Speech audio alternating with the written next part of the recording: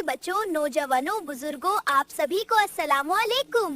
आज मैं आपको अदिल की ईमानदारी और वो दूसरों की मदद कैसे करता है इसके बारे में एक कहानी सुनाऊंगी। तो चलिए फिर कहानी को स्टार्ट करते हैं।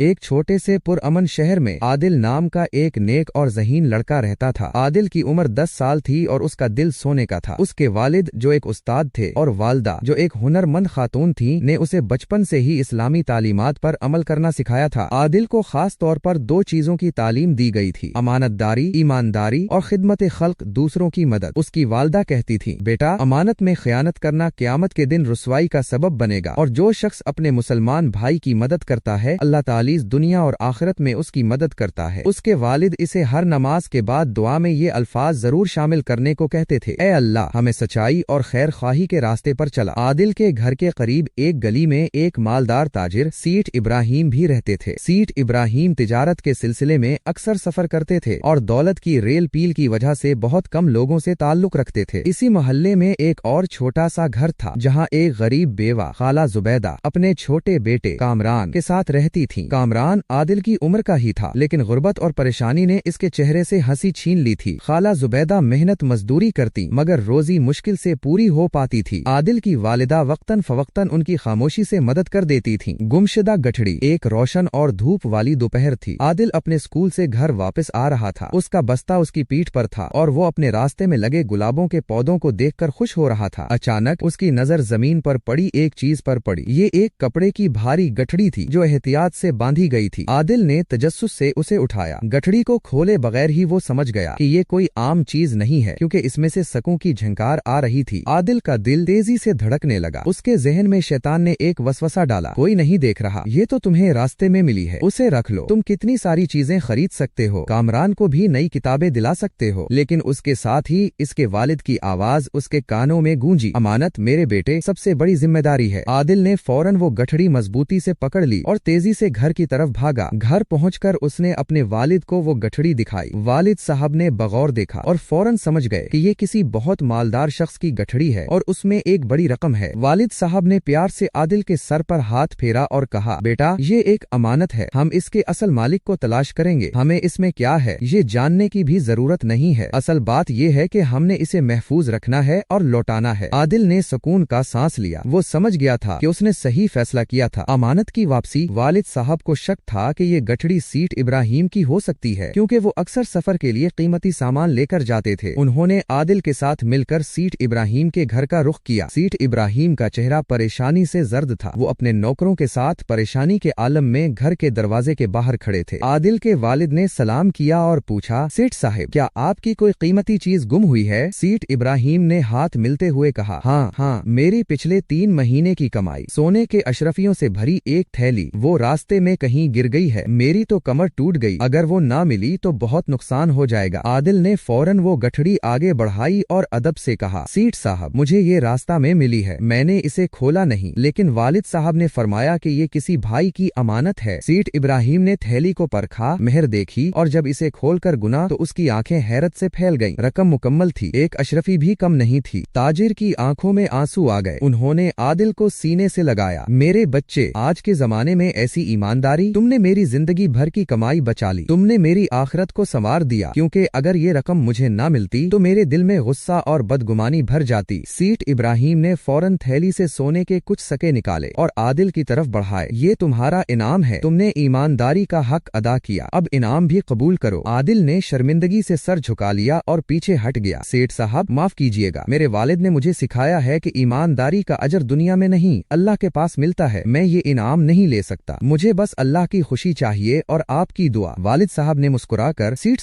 साहब की तरफ देखा। ताजिर मजीद हैरान हो गया। उन्होंने जिद करके आदिल के हाथ में चंद चांदी के सके रख दिए और कहा, ये तुम्हारे लिए इनाम नहीं, एक तोहफा है, इसे वापस मत करना वरना मुझे दुख होगा। आदिल ने अदब की वजह से वो छोटे सके रख लिए। सखावत का हक। घर वापस आते ही आदिल की वालिदा, जो सब कुछ सुन चुकी थी, बहुत खुश हुई। उन्होंने आदिल को गले लगाया और कहा, मेरे शेर, तुमने सच्चाई और अमानत का हक अदा कर दिया, अब अल्लाह तालीज की तरफ से तुम्हारे लिए बेहतरी होगी। आदिल ने चांदी के सकों को देखा जो सीठ इब्राहिम ने उसे दिए थे वो सके आदिल के लिए बहुत बड़ी रकम थी। वो उनसे बहुत सी खिलौने और मिठाइयाँ खरीद सकता था। शाम के वक्त आदिल अपनी अम्मी के साथ मोहल्ले में टहल रहा था कि उसने खाला जुबैदा के घर के करीब कामरान को बैठे हुए देखा। कामरान का चेहरा उतरा हुआ था और उसकी आंखों में पानी था। आदिल इसके करीब गया और पूछा, कामरान क्या हुआ, तुम रो क्यों रहे हो? कामरान हिचकियां लेते हुए बोला, आदिल मेरे पाँव में कांटा चुभ गया है और अम्मी के पास इतना भी नहीं कि वो मुझे सही से दवा ला दे, और कल से हमारे घर में खाना भी कम है, बारिश में छत भी टपक रही है, अम्मी बहुत परेशान है, उन्हें सख्त बुखार भी है। आदिल का दिल ये सुनकर पसेज गया। उसने फौरन अपने चांदी के सकों के बारे में सोचा। वो भागकर घर वापस आया। उसकी आंखों में एक नया अज़्म था। उसने सकों की थैली अपने वालिदैन के सामने रखी और खाला जुबैदा और कामरान की परेशानी का सारा हाल कह सुनाया। आदिल ने कहा, अम्मी अब्बू मेरे लिए ये सके खिलौनों से कहीं ज्यादा कीमती हैं। अगर मैं उनसे खाला जुबैदा की मदद कर सकूं, मैंने अभी अमानत लौटाकर अल्लाह की रजा चाही थी, अब मैं ये सके अल्लाह की मखलूक पर खर्च करके उसी की खुशी चाहूंगा। मुझे खिलौने नहीं चाहिए, मुझे बस कामरान की हंसी वापस चाहिए। वालिदैन ने फख्र से एक दूसरे को देखा। शाबाश मेरे बेटे, वालिद साहिब ने कहा, यही तो खिदमत खल्क है, यही सच्ची सखावत है, अबदी इनाम न। अगले ही दिन आदिल और उसके वालिद बाजार गए। उन्होंने उन चांदी के सकों से कई जरूरी अशिया खरीदे। खाला जुबैदा के लिए गर्म कपड़ा और अच्छी दवा, घर के लिए आटा चावल दालें और घी, कामरान के लिए एक नई कॉपी और पेंसिल। वालिद साहब ने अपने एक दोस्त को भी साथ लिया जो छतों की मुरम्मत का काम जानता था। दोनों बाप बेटा खाला जुबैदा के घर पहुँचे। उन्होंने खामोशी से तमाम सामान घर में रखवा दिया। वालिद साहब ने छत की मुरम्मत का काम शुरू कराया और आदिल ने खाला जुबैदा को दवा दी। खाला जुबैदा और कामरान हैरान और परेशान थे। उनकी आंखों में खुशी के आंसू थे जब उन्होंने देखा कि उनके घर में दोबारा राशन भर गया है और उनकी तमाम परेशानियां कैसे एकदम खत्म हो गईं। कामरान खुशी से चीख उठा, आदिल भाई आपने हमारी मदद की। आदिल ने मुस्कुरा कर कहा, हम सब अल्लाह की एक ही जमात हैं, हमें एक दूसरे का ख्याल रखना चाहिए। खाला जुबैदा ने हाथ उठाकर आदिल के लिए दिल से दुआ की, मेरे बेटे अल्लाह तुम्हें दुनिया और आखिरत में कामयाब करे, तुमने आज एक गरीब माँ की लाज रख ली। जब सीठ इब्राहिम को ये बात मालूम हुई कि आदिल ने वो चांदी के सके अपने ऊपर खर्च करने के बजाय अपने गरीब पड़ोसियों की मदद पर खर्च कर दिए, तो वो आदिल के घर आए और कहा, आदिल बेटा तुम मुझसे ज्यादा बड़े ताजिर हो, तुमने अल्लाह से ऐसी तिजारत की जिसका मुनाफे कभी खत्म नहीं होगा, तुमने दुनियावी इनाम ठुकरा कर अबदी इनाम खरीद लिया। सीठ इब्राहिम ने इसी वक्त खाला जुबैदा की देखभाल की जिम्मेदारी ले ली और कामरान की तालीम का खर्च भी उठा लिया। आदिल की ईमानदारी ने न सिर्फ ताजिर का माल बचाया बल्कि उसकी सखावत ने दो लोगों की जिंदगी भी बदल दी। आदिल की कहानी इस बात का सबूत है कि मुसलमान होने का मकसद सिर्फ नमाज रोजा नहीं बल्कि ईमानदारी, मोहब्बत और जरूरतमंदों की मदद भी है। हमने ये सबक सीखा कि हमें हमेशा ईमानदारी से काम लेना चाहिए और दूसरों की मदद करनी चाहिए। फिर मिलते हैं अगली वीडियो में,